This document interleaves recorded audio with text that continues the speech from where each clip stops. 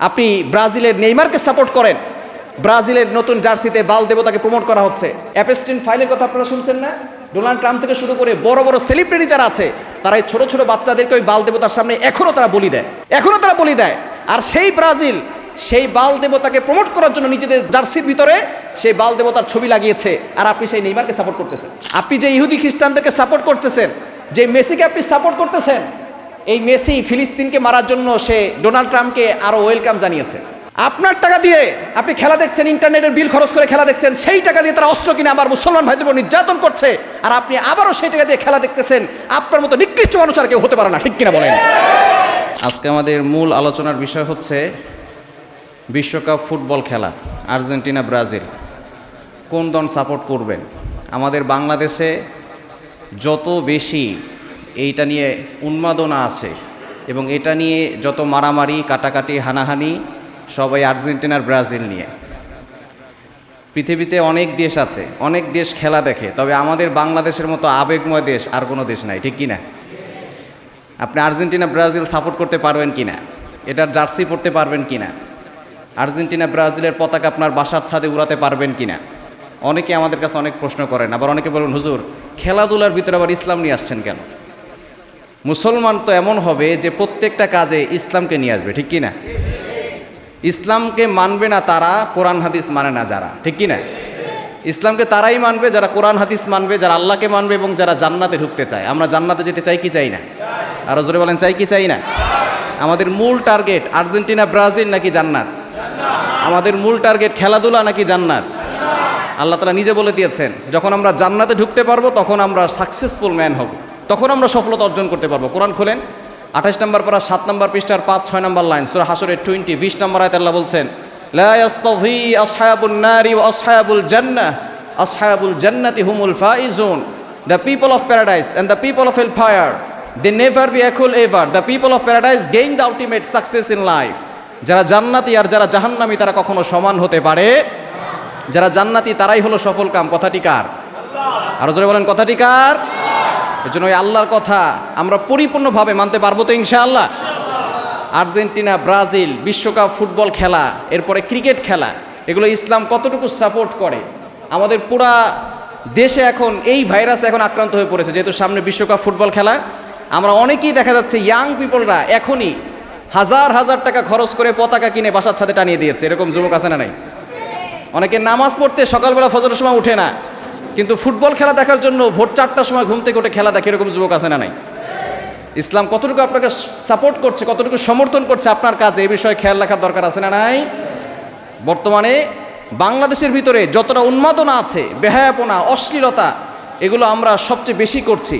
যদিও এদেশে কোরআনের ছাত্র বেশি, এদেশে হুজুর বেশি, ওলামায়ে কেরাম বেশি, আবার দেখা যাচ্ছে কিছু মানুষ আছে যারা গুনাহের কাজ করেও বেশি। এজন্য আমাদেরকে সতর্ক থাকতে হবে, যাতে করে আমাদের কোনো গুনাহের কারণে যাতে করে আল্লাহ তাআলা আমাদের উপরে আযাব পাঠিয়ে না দেন, এই বিষয়ে সতর্ক থাকার দরকার আছে না নাই?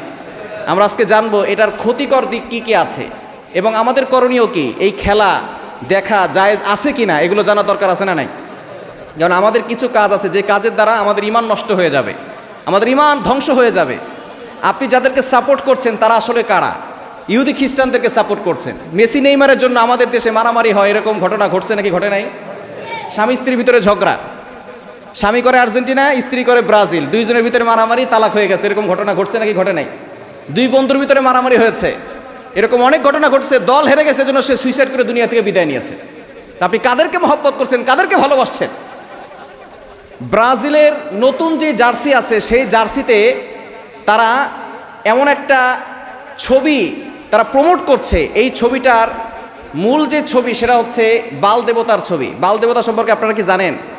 এই বাল দেবতা সম্পর্কে আল্লাহ তাআলা আয়াত নাজিল করে দিয়েছেন। কোরআন খোলেন, আল্লাহ তাআলা নিজে বলে দিয়েছেন 23 নম্বর পারা 9 নম্বর পৃষ্ঠার 10-11 নম্বর লাইন, সূরা সফফাতের 125 নম্বর আয়াতে আল্লাহ বলছেন, আতাদাউনা বালা ওয়া তাদারুনা আহসানাল খালিকিন। তোমরা কি বাল দেবতার পূজা করো? তোমরা কি বাল দেবতাকে ডাকো? তোমরা কি শ্রেষ্ঠ সৃষ্টিকর্তা যিনি আছে তাকে ভুলে গেছো? সেই বাল দেবতার পূজা যারা করতো, এখনো ডোনাল্ড ট্রাম্প থেকে শুরু করে আমেরিকার বড় বড় যারা আছে, সেলিব্রিটি যারা আছে, যাদেরকে আপনি মহব্বত করেন, মেসি, নেইমার, এরা সকলে সেই বাল দেবতাকে প্রমোট করে ব্রাজিলের নতুন জার্সিতে বাল দেবতাকে প্রমোট করা হচ্ছে আর আপনি তাদেরকে সাপোর্ট করছেন। আপনার মাকে যদি কেউ গালি দেয়, আপনার বাবাকে যদি কেউ গালি দেয়, তার সাথে আপনি কথা বলবেন? আপনার বাবাকে গালি দেওয়ার জন্য যদি কেউ অনুষ্ঠান করে, সেই অনুষ্ঠানে কি আপনি যাবেন? তো যারা আপনার নবীকে মানে না, আল্লাহকে বিশ্বাস করে না, আল্লাহকে সৃষ্টিকর্তা হিসেবে মানে না, আপনি কীভাবে তাদেরকে সাপোর্ট করেন? যারা ইহুদি খ্রিস্টানদেরকে সাপোর্ট করে তারা কখনো মুসলমান হতে পারে না, ঠিক কিনা বলেন? মুসলমানের বাচ্চা কখনো এই কাজ করতে পারে না। মুসলমানের সন্তানরা পরিপূর্ণভাবে আল্লাহর ইবাদত করবে, যেখানে আল্লাহ তাআলা যেতে বলেছেন সেই কাজ করবে, যেটা আল্লাহ তাআলা নিষেধ করেছেন সেখান থেকে দূরে সরে আসবে। এটাই হচ্ছে মুসলমানের সন্তানের কাজ, ঠিক কিনা? কিন্তু দুঃখজনক হলো সত্য, আমরা ইসলাম যে কাজগুলো নিষেধ করেছে আমরা সেই কাজগুলো বেশি করি। এই ফুটবল খেলার কি কি ক্ষতিকর বিষয় আছে? এক নম্বর হচ্ছে এই খেলার ভিতরে জুয়া আছে না নাই? কি বলেন, জুয়া আছে না নাই? এটা নিয়ে দেখবেন কত জুয়া শুরু হবে, বিভিন্ন পেজের ভিতরে তারা টাকা লাগাবে, অমুক দল জিতলে এত টাকা পাবো, এবং অনেকে টিভির সামনে বসে বসে টাকা জুয়া খেলবে। এরকম জুয়া আল্লাহ পাক রব্বুল আলামিন হারাম করে দিয়েছেন। কোরআন খুলেন 7 নম্বর পারার 2 নম্বর পৃষ্ঠার 1 নম্বর লাইন, সূরা মায়েদার 90 নম্বর আয়াতে আল্লাহ বলছেন, ইয়া আইয়ুহাল্লাযীনা আমানু ইন্নামাল খামরু ওয়াল মাইসির ওয়াল আনসাব ওয়াল আজলাম রিজসুম মিন আমালিশ শাইতান। আল্লাহ তাআলা মুমিনদেরকে ডাক দিয়ে বলছেন, খবরদার, মদ, জুয়া এগুলো আল্লাহ পাক রব্বুল আলামিন হারাম করে দিয়েছেন, এগুলো হচ্ছে শয়তানের কাজ। যদি আমরা সফল হতে চাই তাহলে এই ধরনের কাজ করা যাবে। জুয়ার মাধ্যমে শয়তান আমাদেরকে ফাঁদে ফেলতে চায়। আল্লাহ তাআলা তার পরের আয়াতে বলছেন, সূরা মায়েদার 91 নম্বর আয়াতে, ইন্নামা ইউরিদুশ শাইতান আইয়ুকিয়া বাইনাহুমুল আদাওয়াতা ওয়াল বাগদা আফিল খামরি ওয়াল মাইসির। আল্লাহ পাক রব্বুল আলামিন বলছেন যে শয়তান এই জুয়ার মাধ্যমে, এরপরে মদের মাধ্যমে তোমাদেরকে আল্লাহর থেকে দূরে সরাতে চায়। ওয়া ইয়াসুদ্দাকুম আন যিকরিল্লাহি ওয়া আনিস সালাত, এবং তোমাদেরকে নামাজ থেকে দূরে সরাতে চায়। আল্লাহ তাআলার কথা এখন কেমন যেন একেবারে পরিপূর্ণভাবে মিলে যাচ্ছে। আমরা এই খেলা দেখতে গিয়ে অনেকে নামাজ পড়ে না, এরকম লোক আছে না নাই? আল্লাহ তাআলা যে বলে দিয়েছেন 1500 বছর আগে যে তোমাদেরকে শয়তান এই খেলা জুয়ার মাধ্যমে তোমাদেরকে দূরে সরাতে চায় আল্লাহ স্মরণ থেকে, নামাজ থেকে। আল্লাহর কথাগুলো একবারে হুবহু মিলে যাচ্ছে, কেমন যেন আমাদেরকে দেখেই আল্লাহ তাআলা আয়াত নাজিল করেছে, ঠিক কি না? আল্লাহ পাক রব্বুল জানিয়ে দিয়েছেন, ওয়া ইয়াসুদ্দাকুম আন যিকরিল্লাহি ওয়া আনিস সালাহ, শয়তান তোমাদেরকে এই জুয়ার মাধ্যমে, খেলাধুলার মাধ্যমে তোমাদেরকে আল্লাহ স্মরণ থেকে, নামাজ থেকে তোমাদেরকে দূরে সরিয়ে দিবে। 1 নম্বর, এর ভিতরে জুয়া আছে, সুতরাং এই খেলা সম্পূর্ণরূপে হারাম। যে খেলার ভিতরে জুয়া থাকে সেটা কি জায়েজ নাকি হারাম? আরো জোরে বলেন, হারাম। আমাদেরকে দূরে সরে আসতে হবে। নাম্বার 2, দ্বিতীয় নম্বর হচ্ছে এটার ভিতরে সময় নষ্ট হয়। আমরা অনেকে সময়, মূল্যবান সময় নষ্ট করে রাত 4টা পর্যন্ত জেগে থাকি, খেলা দেখে তারপরে ঘুমাবো, তারপরে ফজর নামাজ না পড়ে ঘুমিয়ে যায়, এরকম লোক আছে না নাই? অথচ আল্লাহ পাক রব্বুল আলামিন সময়ের ব্যাপারে আয়াত নাজিল করেছেন। কোরআন খুলেন, ওয়াল আসর ইন্নাল ইনসানা লাফি খুসর। আল্লাহ পাক রব্বুল আলামিন একটা সূরা দিয়েছেন সময়ের ব্যাপারে এবং কসম করেছেন, ওয়াল আসরি, সময়ের কসম, ইন্নাল ইনসানা লাফি খুসর, সকল মানুষগুলো ক্ষতিগ্রস্তের ভিতরে আছে। তবে যারা ইল্লাল্লাযীনা আমানু ওয়া আমিলুস সলিহাত, যারা ঈমান এনেছে, যারা নেক আমল করেছে এবং যারা সত্যের কথা বলেছে এবং পরস্পরের সাথে ভালো সম্পর্ক রেখেছে, আল্লাহ পাক রব্বুল আলামিন তাদেরকে ছাড়া বলেছেন সকল মানুষ হলো ক্ষতিগ্রস্তের ভিতরে। এজন্য সময়কে মূল্যায়ন করার দরকার আছে না নাই? এখন আপনি জীবিত আছেন, হতে পারে আজকে আপনি মারা যেতে পারেন। মালাকুল মাউত যখন সামনে চলে আসবে একবার সুবহানাল্লাহ বলার সুযোগ দিবে না। একবার সুবহানাল্লাহ বলে কি হয়? আল্লাহ পাক রব্বুল আলামিন জান্নাতে একটা প্রাসাদ নির্মাণ করে দেন, বলেন সুবহানাল্লাহ। আপনি একবার সুবহানাল্লাহ বলছেন, আসমানে জমিনের মাঝখানে যতটুকু জায়গা আছে পুরো জায়গাটা আল্লাহ তাআলা নেকি দ্বারা ভরপুর করে দিয়েছেন। কিন্তু দুঃখজনক হলো সত্য, আমরা সে সুবহানাল্লাহ বলতে রাজি না। আমরা 2 রাকাত নফল নামাজ পড়ে যে আল্লাহর আমাদের আমলনামায় যে আমলনামা ভারী করব, আল্লাহকে খুশি করব, সেই সুযোগ আমাদের নাই। খেলা নিয়ে আমাদের 2 ঘন্টা 3 ঘন্টা ধরে বসে ধৈর্য ধারণ করে খেলা দেখার সুযোগ আমাদের আছে। আমরা চিন্তা করি আমার ধর্ম, আমার দিন যেখানে যায় যাক, কিন্তু আমার খেলা যেন ঠিকঠাক। এরকম লোক আছে না নাই? খবরদার, আপনার দিন, আপনার ইসলামটাকে পরিপূর্ণভাবে ফলো করতে হবে, এই বিষয়ে খেয়াল রাখার দরকার আছে না নাই?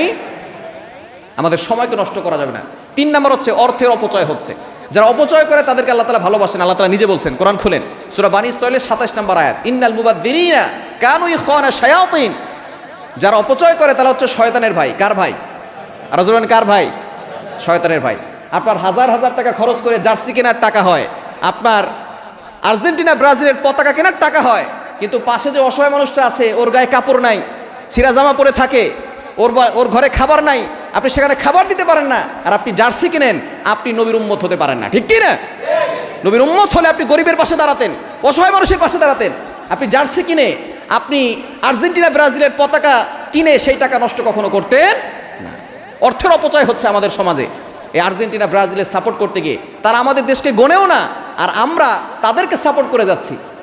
এবং 4 নম্বর হচ্ছে, আমরা আর্জেন্টিনা ব্রাজিল যাদেরকে সাপোর্ট করছি তারা আসলে মুসলমান না, তারা হচ্ছে ইহুদি খ্রিস্টান। তারা কি? আর তারা কি?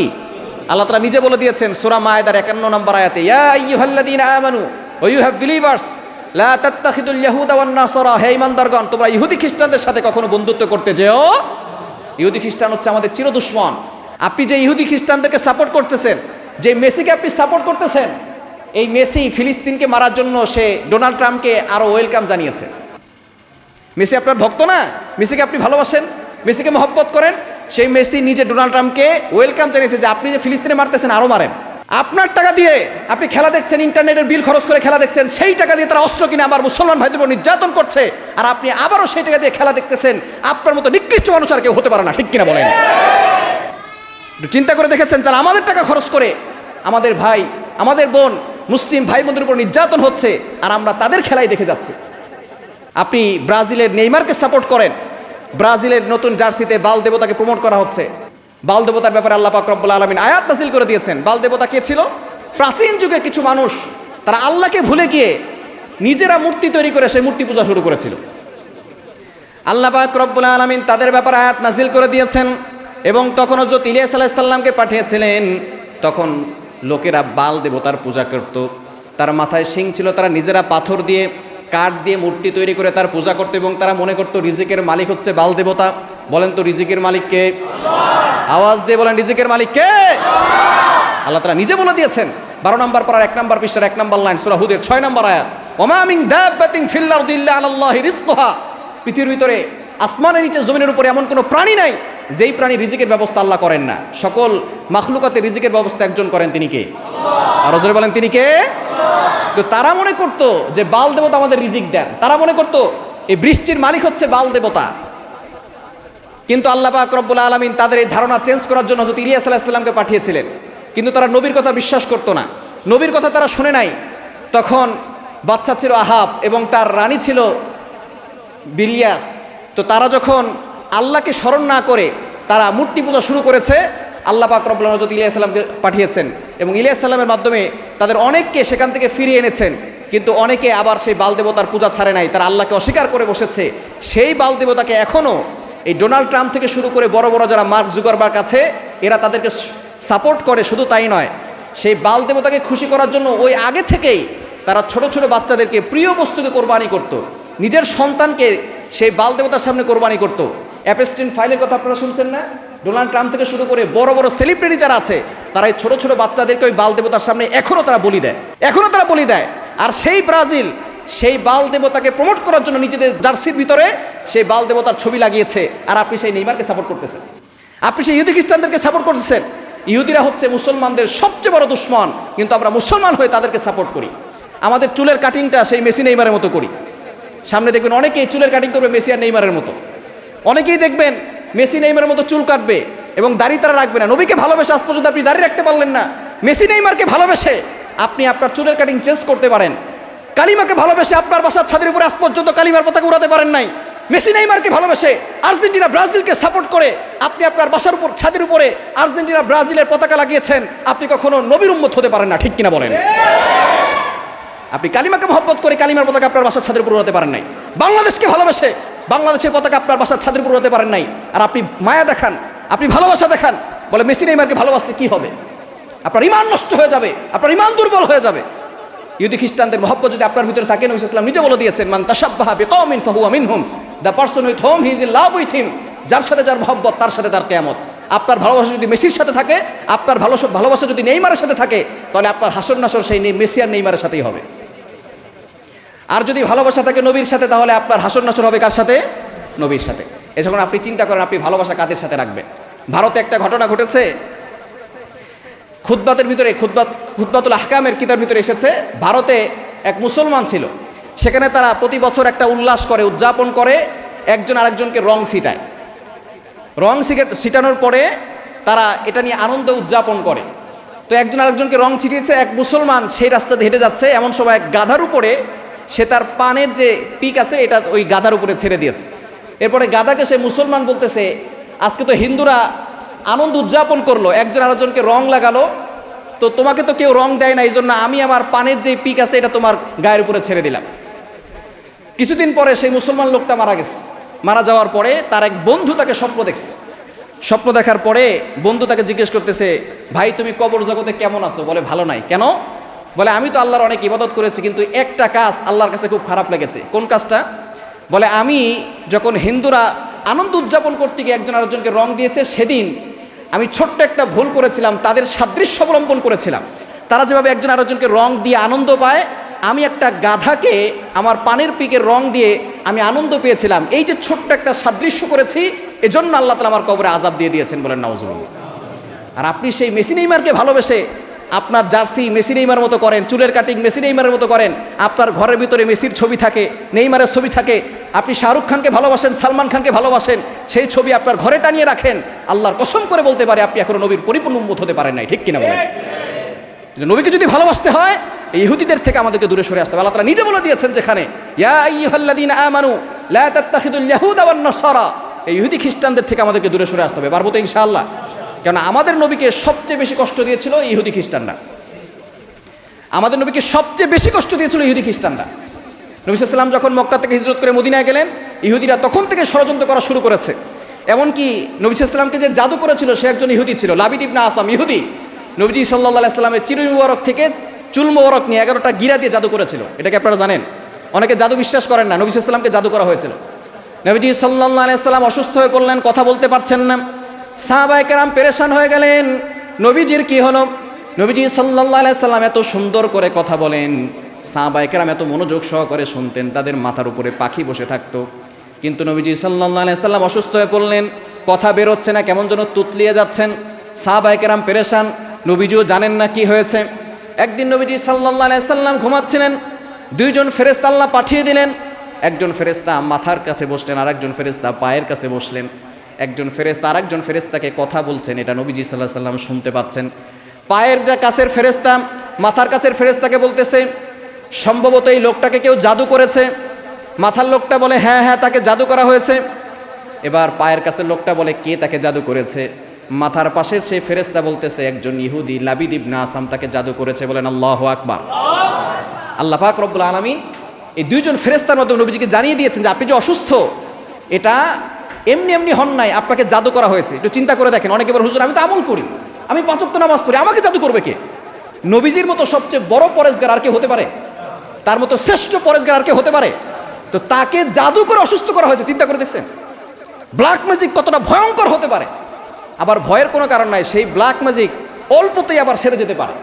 আল্লাহ পাক রব্বুল আলামিন বলেন, নবীজি টেনশন করার কোনো দরকার নাই, আমি 2টা সূরা নাজিল করেছি, সূরা ফালাক, সূরা নাস। এখানে 11টা আয়াত আছে। কয়টা আয়াত? 2টা সূরা মিলে 11টা আয়াত আছে। রাসূলুল্লাহকে বললেন, ইয়া রাসূলুল্লাহ, আপনি এই সূরা ফালাক এবং সূরা নাস 11টি আয়াত আছে, এক একটা আয়াত পরে ফু দিবেন, আপনার এক একটা গিরা খুলে যাবে। আপনি 11টি আয়াত পরে ফু দিবেন, সাথে সাথে 11টা গিরা খুলে যাবে। রাসূলুল্লাহ আমল করলেন, সাথে সাথে তিনি সুস্থ হয়ে গেলেন। বলেন সুবহানাল্লাহ।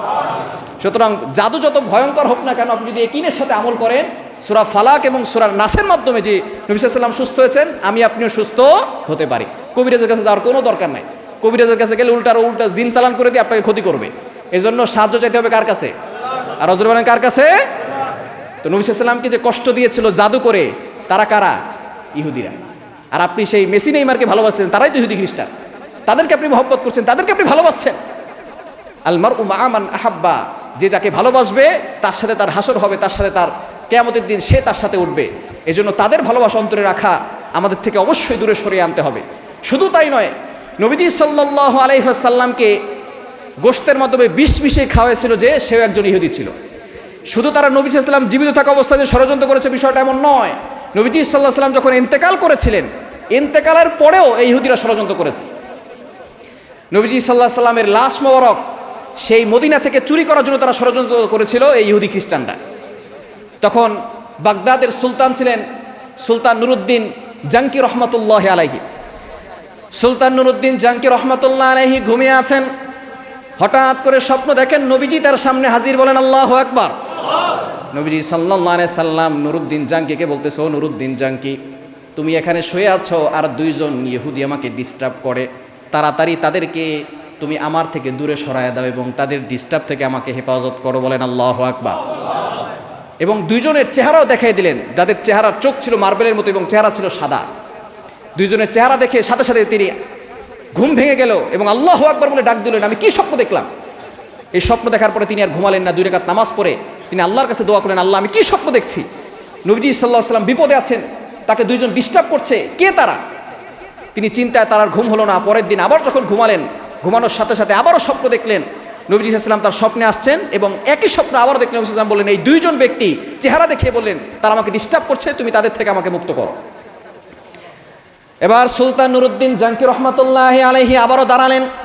ঘুম ভাঙার পরে আল্লাহু আকবার বলে চিৎকার করলেন, কি স্বপ্ন দেখলাম? তৃতীয় দিন আবারও একই স্বপ্ন। এবার তিনি আর বসে থাকতে পারলেন না, চলে গেলেন জালালউদ্দিন মৌসুলি রহমাতুল্লাহি আলাইহির কাছে। তিনি ছিলেন মসজিদের ইমাম, কেননা আগের যুগের বাচ্চারা বিপদে পড়লে চলে যেতেন ইমামের কাছে, ইমামের কথা অনুযায়ী তারা দেশ চালাতেন। আর এখনকার যারা আছে, নেতা হওয়ার পর ইমামদের উপর আক্রমণ করে, এরকম লোক আছে না নাই? আগে যারা বাচ্চা ছিল তারা ইমামদের কথা অনুযায়ী তারপরে তারা দেশ চালাতো। দুঃখজনক হলো সত্য, আমার দেশে ইমাম সাহেবদের কোনো কথার গুরুত্ব নাই। আমার দেশে কোরআনের বিচার কোনো শাসন নাই। যদি কোরআনের বিচার শাসন থাকতো, তাহলে রামিসাকে যারা অন্যায়ভাবে অপকর্ম করে দুনিয়া থেকে বিদায় করেছে, তাকে এখনো জীবিত থাকতে হতো না, তারা এখন কবরে শুয়ে থাকতো। ঠিক কিনা বলেন? কোরআন দিয়ে কোনো শাসন ব্যবস্থা নাই, এজন্য অন্যায়কারীরা আরো অন্যায় করার সাহস পায়। তো আগের যুগের বাচ্চারা তারা ইমাম সাহেবের কাছে যেত। ইমাম সাহেবের কাছে গিয়ে বলতেছেন জালালউদ্দিন মৌসুলি রহমাতুল্লাহ আলাইহির কাছে, আমি তো অবাক করা স্বপ্ন দেখলাম, কি হয়ে গেল? তিনবার একই স্বপ্ন দেখলাম, নিশ্চয়ই নবীজি মনে হয় কোনো বিপদে আছেন। জালালউদ্দিন মৌসুলি রহমাতুল্লাহ আলাইহির কাছে যখন তিনি গেলেন, জালালউদ্দিন মৌসুলি বলেন, আমি আজকে একই স্বপ্ন একই রাতে 3বার দেখেছি। বলেন আল্লাহু আকবার। বাদশা, আপনি আর এখানে থাকবেন না, এখনই মদিনায় রওনা হন। না জানি নবীজির রওজায় কোনো অঘটনা ঘটতে পারে, কোনো ষড়যন্ত্র চলতে পারে, আমাদের আর এখানে থাকা ঠিক হবে না, তাড়াতাড়ি নবীজির রওজার দিকে চলেন। সাথে সাথে সুলতান নুরউদ্দিন জাঙ্কি রহমাতুল্লাহ আলাইহি তিনি সেখান থেকে চলে গেলেন। চলে যাওয়ার পরে 16,000 সৈন্যবাহিনী নিয়ে, খাবার দাবার নিয়ে তিনি সেখান থেকে চলে গেলেন। তবে তিনি শপথ করেছিলেন যে যতক্ষণ পর্যন্ত এই স্বপ্নের ব্যাখ্যা আমি পরিপূর্ণভাবে পালন না করব এবং নবীজি সাল্লাল্লাহু আলাইহি সাল্লামকে বিপদ থেকে মুক্ত না করব, ততক্ষণ পর্যন্ত আমি খাবার খাবো না। তিনি সকলের জন্য খাবার নিলেন, কিন্তু নিজে না খেয়ে রইলেন। শুধু পানি দিয়ে জীবনটাকে বাঁচিয়ে রাখার জন্য আল্লাহর কাছে বারবার দোয়া করেন, আল্লাহ আমাকে নবীজির রওজা পর্যন্ত পৌঁছায় দাও। শুধু পানি খেয়ে রইলেন আর আল্লাহকে বলেন, আল্লাহ যতক্ষণ পর্যন্ত এই বিপদ থেকে আমি নবীজি সাল্লাল্লাহু আলাইহি সাল্লামের দেহ মুবারক বিপদ থেকে উদ্ধার করতে না পারি, ততক্ষণ পর্যন্ত আমাকে বাঁচিয়ে রাখো। নুরউদ্দিন জাঙ্কি রহমাতুল্লাহ আলাইহি যখনই চলে গেলেন নবীজি সাল্লাল্লাহু আলাইহি সাল্লামের রওজার কাছে, সাথে সাথে তিনি উট থেকে নামবেন, জুতা মোবারক খুলে ফেলছেন। জুতা খোলার সাথে সাথে অন্যান্য যারা ছিল সৈন্যবাহিনী, তারা বলতেছে, বাদশা জাহাপন, আপনি জুতা খুলছেন কেন? বলে, আমি হলাম নবীর আশেক। নবীজি সাল্লাল্লাহু আলাইহি সাল্লাম এই মদিনার অলিতে গলিতে হেঁটেছেন, আর আমি সেই জায়গায় জুতা পরে হাঁটবো, এটা কোশ্চিনকালে হতে পারে না। বলেন আল্লাহু আকবার। কেমন নবীর আশেক ছিল! আর আমরাও নবীর আশেক দাবি করি, কিন্তু নামাজ পড়ি না, নবীজির সুন্নত নাই, দাড়ি নাই, অথচ আমরা নবীর আশেক দাবি করি। এরকম মুসলমান আছে না নাই? নুরউদ্দিন জাঙ্কি রহমাতুল্লাহ আলাইহি চলে গেলেন। যাওয়ার পরে বলতেছেন, মদিনার মানুষ তোমরা ভালো করে শুনে রাখো, এখন থেকে আমি যতক্ষণ পর্যন্ত অনুমতি না দিব, একটা লোক মদিনার ভিতর থেকে বের হতে পারবে না। মদিনায় ঢুকতে পারবে, কিন্তু মদিনা থেকে একটা কুকুরও বের হতে পারবে না, সকলকে মদিনা থাকতে হবে। এটা আমি বাচ্চার অর্ডার। সাথে সাথে তিনি বললেন, আমি সকলকে খাওয়াবো, আমি সকলকে আপ্যায়ন করতে চাই। কেন আপ্যায়ন করতে চাই সেটা বলবো না, তবে আমি সকলকে আপ্যায়ন করতে চাই। বাদশা নুরউদ্দিন জাঙ্কি রহমাতুল্লাহ আলাইহি খাবার শুরু করলেন। সকলে যখন আসলো, তিনি সকলকে খাওয়ান, কিন্তু চেহারা দেখেন ওই দুইজনের চেহারা দেখা যায় কিনা, কিন্তু তিনি কোথাও ওই দুইজনের চেহারা দেখেন না। এবার 1 সপ্তাহ পর্যন্ত খাওয়ালেন, কিন্তু ওই দুজনকে আর খুঁজে পেলেন না। 1 সপ্তাহ পরে সকলকে ডাক দিয়ে বললেন, তোমাদের কাছে কি এমন কোনো লোক আছে যে এই দাওয়াতে অংশগ্রহণ করে নাই? আমি বাদশা বাগদাদ থেকে মদিনায় চলে এসেছি, আর আমার দাওয়াতে, আমার আপ্যায়নে সে অংশগ্রহণ করেন, এমন কি কেউ আছে? এবার সকলে বলা শুরু করেছে, না বাদশা যাবো না, কেউ নাই, তবে 2জন লোক আছে। কয়জন লোক? আরো জোরে বলেন, কয়জন লোক? 2জন লোক। এই কথা যখন বলছে, বাদশা যাবো না, মনে মনে একটু তৃপ্তি পেল যে এই 2জন হতো, ওই 2জন হতে পারে যাকে স্বপ্নের মতো নবী সাল্লাল্লাহু আলাইহি ওয়াসাল্লাম আমাকে দেখিয়েছেন। তখন তারা বলল যে 2জন লোক আছে। বাদশা বলতেছে, কে এই 2জন? তখন তারা বলতেছে, এই 2জন খুবই পরেশগার, তারা আপনার দাওয়াতে এই জন্য আসে না, কেন তারা সারাদিন রোজা রাখে। সারাদিন কি করে? রোজা রাখে। এবং তারা সারা রাত ধরে নফল নামাজ পড়ে। তারা খুবই আল্লাহ ভক্ত, সবসময় জিকির আজকার করে। তারা কারো কাছ থেকে দান নেয় না, তারা সবাইকে দান করে। তারা নিজেরা সবসময় আল্লাহর ইবাদত করে, তারা কারো কাছ থেকে কোনো খরচ টরচ নেয় না, তারা সবসময় দান করে এবং সবসময় জিকির আজকার করে, সারাদিন রোজা রাখে, জন্য আপনার দাওয়াতে আসতে পারে না। কিছু কিছু মানুষ আছে দেখবেন, উপর দিক দিয়ে ফিটফাট, ভিতর দিক দিয়ে সতর্কাট, এরকম লোক আছে না নাই? উপর দিয়ে দেখলে মনে হবে যে লোকটা মনে হয় নবীওয়ালা কাজ করে, নবীদের মতো কাজ করে, কিন্তু ভিতর দিকে দেখা যায় ফেরাউন আর নমরুদ থেকেও বেশি খারাপ। ঠিক কিনা বলেন? এরকম লোক আছে না নাই? বাচ্চা যা আপনা বুঝতে পারছে যে এখানে তো কিছু আছে, তাদের দুইজনকে নিয়ে আসো। এবার মদিনার লোকজন বলা শুরু করছে, বাচ্চা যা আপনা আল্লাহর হস্তে তাদের দুইজনকে ছেড়ে দেন, কেননা তারা হচ্ছে এত পরেশগার বান্দা, তারা সবসময় আল্লাহর জিকির করে, সারাদিন রোজা রাখে এবং সারা রাত ধরে তারা জিকির আজকার করে। তাদেরকে আপনি বিরক্ত করবেন না, বাচ্চা যা আপনা আপনি যা করেন করেন, কিন্তু ওই দুইজনকে আপনি বিরক্ত করবেন না, কারণ ওই দুইজন খুবই ভালো মানুষ, তারা সবার সাথে ভালো ব্যবহার করে। বাচ্চা যা আপনা বলতেছে না, তাদেরকে আসতেই হবে। লোকজন বলতেছে না বাচ্চা যা আপনা আপনি এটা করতে পারেন না। তখন বাচ্চা যা আপনা বলতেছে ঠিক আছে, তারা যদি না আসে আমি নিজে তাদের কাছে যাবো। বলেন আল্লাহু আকবার। নুরউদ্দিন জাঙ্কি রহমতুল্লাহ আলাইহি চলে গেলেন সেখানে। যাওয়ার পরে তাদেরকে ডাকছেন, ডাকার পরে দেখে তারা জিকির আজকার করতেছে। তখন নুরউদ্দিন জাঙ্কি রহমতুল্লাহ বলতেছেন তোমরা এখানে কি করো? বলে এখন কথা বলা যাবে না, এখন আমরা আল্লাহর ধ্যানে আছি। তারা কিসে আছে? আল্লাহর ধ্যানে আছে। বলে আল্লাহর ধ্যানে থাকবা, আল্লাহর ইবাদত করবা, কোনো সমস্যা নাই, আমার কোনো আপত্তি নাই, তবে আমি একটু চেক করতে চাই তোমরা কারা। যখনই চেহারা উঠাইছে, সাথে সাথে চেহারা দেখার পরে আল্লাহু আকবার বলে সেজদায় পড়ে গেছে। বলেন আল্লাহু আকবার। বাচ্চা বুঝতে পারছে এই দুইজন হলো সেই দুইজন যাদেরকে নবী সাল্লাল্লাহু আলাইহি ওয়াসাল্লাম স্বপ্নের মাধ্যমে দেখিয়েছিলেন। বলেন আল্লাহু আকবার। এবার তাদেরকে দেখার পরে বলতেছে তোমরা এখানে কি করো? বলে আমরা এখানে আল্লাহর ইবাদত করি। একেবারে মসজিদ নববীর পাশে তারা ঘর করে তারা সেখানে থাকছে, তারা দূর থেকে এসেছে, তারা মসজিদ এখান থেকে বের হয় না, সবসময় আল্লাহর ইবাদত করে। যারা তাদের কাছে আসে তাদেরকে দান করে, অনেক বেশি টাকা পয়সা দান করে, এবং তারা সারাদিন রোজা রাখে, রাতের বেলা শুধু জিকির আজকার করে। বাচ্চা নুরউদ্দিন জাঙ্কি রহমতুল্লাহ আলাইহি বলেন তোমাদের ঘরে কি কি আছে চেক করো। এখন তারা আস্তে আস্তে চুপ হয়ে গেল, কোনো কথা বলতেছে না। চেক করার পরে এখন বলতেছে তোমরা যে জায়গাটায় বসে আছো সেই জায়গা থেকে উঠো। বলে না আমরা এখান থেকে উঠতে পারবো না, এখানে আমরা বসে আল্লাহর ইবাদত করি, এখান থেকে উঠা যাবে না। বলে ওঠো আমার আদেশ। বাচ্চা যখন এটা বলছে তখন তারা উঠে গেছে। উঠে যাওয়ার পরে যেখানে জায়নামাজ বিছানো সেই জায়নামাজ উঠাইছে। উঠানোর পর দেখে নিচে একটা পাটি আছে। এই পাটি যখন উঠাইছে তারপর দেখে সেখানে একটা গর্ত করা এবং সেখানে একটা উপরে পাথর দেওয়া, পাটি দেওয়ার মতো পাথর দেওয়া, পাথর দিয়ে রাখছে। এবার বাচ্চা যখন সেই পাথর উঠাতে গিয়েছে তারা দুজন বলতেছে বাচ্চা আপনি পাথর উঠাবেন না, কারণ এই পাথর উপরে আমরা ইবাদত করি আল্লাহর, এই পাথর উঠালে বড় ক্ষতি হয়ে যাবে। বলে ক্ষতি পরে দেখবো, আগে দেখবো পাথরের নিচে কি আছে। নুরউদ্দিন জাঙ্কি রহমতুল্লাহ আলাইহি যখন পাথর উঠালেন সাথে সাথে দেখলেন সেখান থেকে বড় একটা সুড়ঙ্গ করা। নুরউদ্দিন জাঙ্কি রহমতুল্লাহ আলাইহি তিনি নিজে এবং জালালউদ্দিন মৌসুলী রহমতুল্লাহ আলাইহি দুইজনে মিলে এই সুড়ঙ্গের ভিতরে ঢুকছে। ঢুকার সাথে সাথে একেবারে দূর থেকে দেখা যায় বিশাল বড় সুড়ঙ্গ করছে।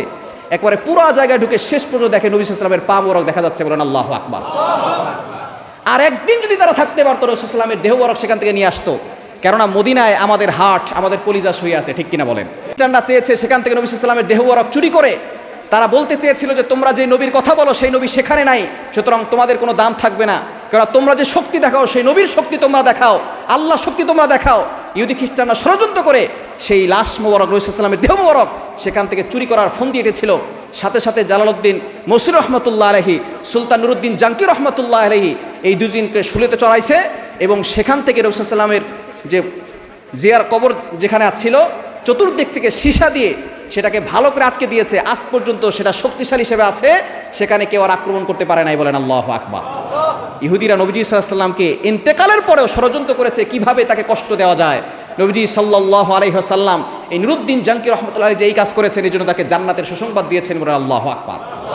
সুতরাং এই ইহুদি খ্রিস্টানরা নবীজি সাল্লাল্লাহু আলাইহি ওয়াসাল্লামকে কষ্ট দিয়েছে, আর আমরা যে সেই ইহুদি খ্রিস্টানকে সাপোর্ট করি, ইহুদি খ্রিস্টানদেরকে ভালোবাসি, এখান থেকে আমাদেরকে দূরে সরে আসার দরকার আছে না নাই? আর জোরবান আছে না নাই? আপনি জার্সি গায়ে দিচ্ছেন, আপনি পতাকা উড়াচ্ছেন, এগুলো থেকে আসুন আমরা দূরে সরে আছি। কারণ ইহুদি খ্রিস্টানরা হচ্ছে মুসলমানদের সবচেয়ে বড় দুশমন, এবং এই ইহুদিরা মুসলমানদের উপর নির্যাতন করতেছে। এই ইহুদিরা আমাদেরকে প্যালেস্টাইনে মুসলমান ভাইদের উপর নির্যাতন করছে। আমরা বলতে চাই, আমরা মুসলমানরা যদি ইহুদি খ্রিস্টানদেরকে ফলো না করে, আমরা মুসলমানদের ইতিহাস আমরা অনেকেই জানি না। আমরা অনেকে এখানে আছে যে ফুটবলার 10 জনের নাম বলতে পারবে, কিন্তু 10 জন সাহাবীর নাম বলতে পারবে না, ঠিক কি না? 4 জন নবীর নাম সে বলতে পারবে না, 10 জন নবীর নাম বলতে পারবে না। কিন্তু আর্জেন্টিনায় কে কে খেলবে এবার সকলের নাম তার মুখস্থ। ব্রাজিলে কে কে খেলবে সকলের নাম তার মুখস্থ। এই যুব সমাজ খালিদ বিন ওলীদের ইতিহাস জানে না, ওমর রাদিয়াল্লাহু তাআলা আনহুর ইতিহাস জানে না।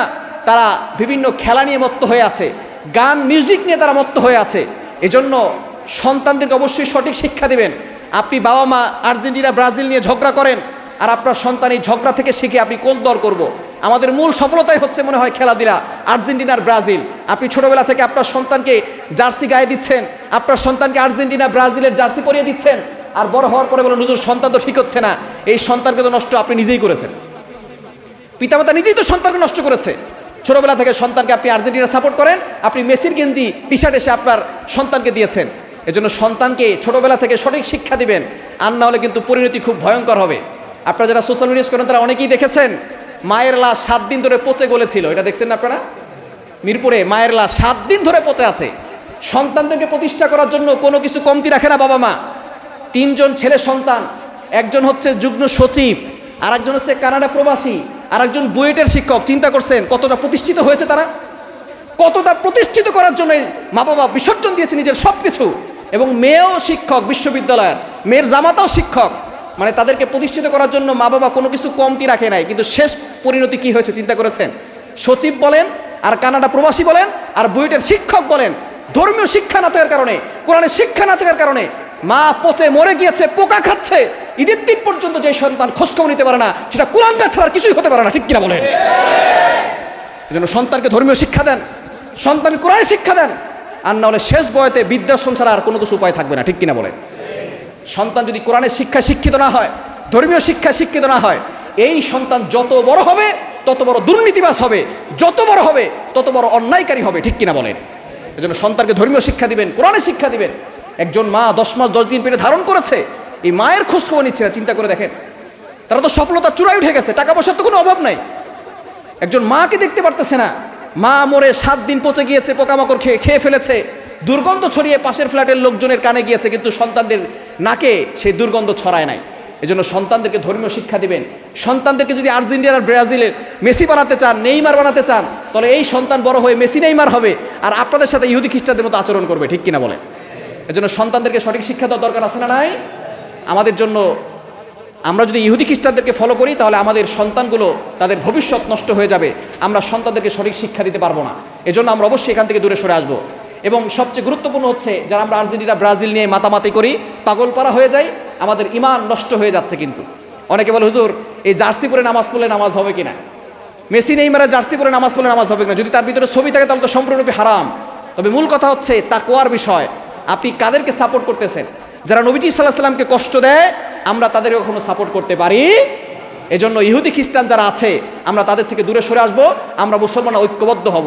আমরা যদি মুসলমান ঐক্যবদ্ধ হতে পারি, যাদেরকে আমরা সাপোর্ট করতেছি তারাই আমাদের মুসলমানদের উপর নির্যাতন করছে, আমরা মুসলমানরা যদি সকলে ঐক্যবদ্ধ হয়ে সামনে অগ্রসর হই, তাহলে ইহুদি খ্রিস্টানরা পালানোর জায়গা খুঁজে পাবে না, ঠিক কিনা বলেন? ঈমানকে যাতে করে শক্তিশালী করতে পারি, এই ইহুদি খ্রিস্টানদের সাথে দূরে সরে আসতে পারবো তো ইনশাআল্লাহ। আল্লাহ তাআলা আমাদের সকলকে কবুল করেন, সকলে বলেন আমিন।